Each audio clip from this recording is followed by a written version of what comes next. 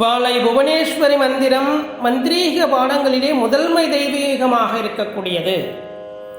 அப்படி மாந்திரீக தெய்வத்திலே முதன்மையாக விளங்கக்கூடியவள் அன்னை வாழை பரமேஸ்வரியாக விளங்குகின்றார்.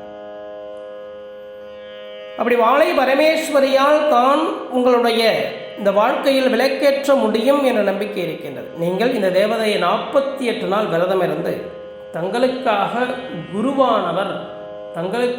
குருவானவர் இந்த எந்திரத்தை பூஜை செய்து தருகின்றார்.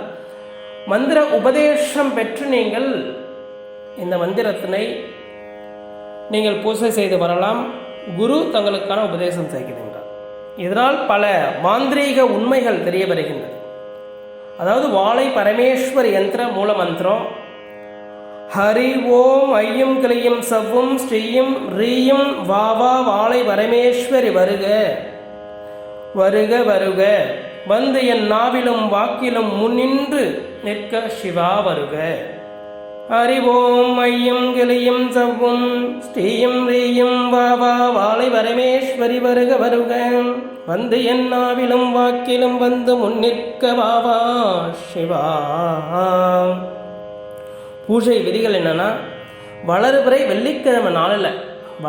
வெள்ளிக்கிழமை நாளில் இந்த எந்திரத்தை எழுதி பூஜை பண்ணணும். 108 உரு சொல்லணும். 48 நாள் உரு சொல்லணும்.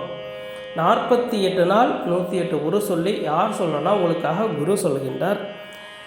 பூரணமாக உங்களுடைய நலன் பெறுவதற்காக பில்லூர் ஸ்ரீ ஆதிசக்தி பாலா ஞானபீடத்தில் வாழை பரமேஸ்வரியானவள் ஒரு குழந்தை ரூபத்தில் அமர்ந்திருக்கின்றார்.